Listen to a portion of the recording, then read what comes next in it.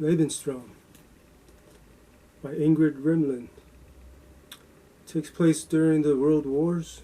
It's about a German-Russian family, and it goes back and forth from Ukraine and Kansas in America. You know, when they retreated from their farm and tried to start over in America. It was written. This was written back in 1998.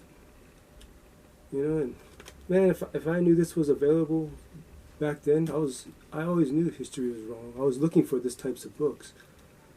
I always knew what they're teaching us in school is like propaganda. And, back then, you couldn't find these types of books. And other revisionists like David Irving, you know, they jailed him and put him in solitary confinement just for questioning the Holocaust. You know, and same thing they did to 80-year-old women and lots of people. So what are they trying to hide? Why they got to go to these extreme measures just for asking questions, you know, and researching? You know, the winners write the history. You know?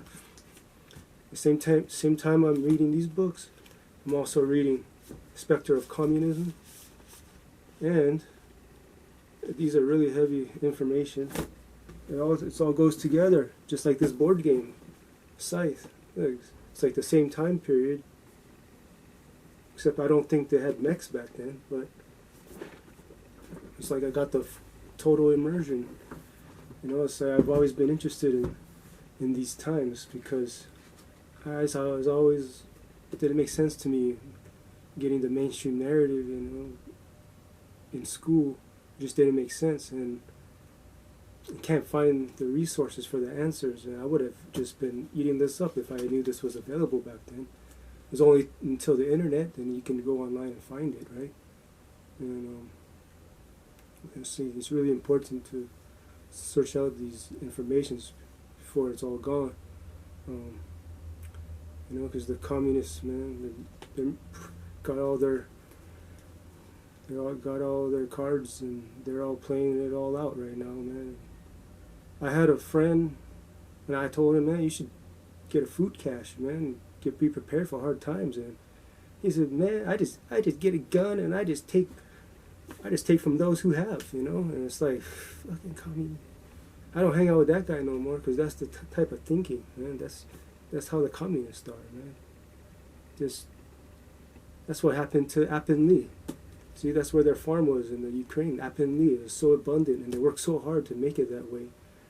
You know, and then the hardworking farmers just got raided by the mob of degenerate losers, and they got raped, they got tortured, took all their savings, all their hard work, all their dreams. And that's what the communists are. It seems like it attracts the lowest of the low, you know, the degenerates, you know. Say, oh, free shit, you know, let's go steal from everyone that works hard. We don't want to work, it's just take from them. Yeah, but, you know, people think that socialism is different than communism, but it's not. It's just a stepping stone, you know, and so is liberalism and atheism and feminism, and people need to read the books I read and know the history of these ideologies. And you know, Karl Marx was a hardcore Satanist. How many people know that? You know, and so these people that call themselves Marxists, they're also Satanists, right? Like BLM leaders, AOC, yeah. You know, it's how many people know that about all the billions that have been murdered and billions tortured by communism?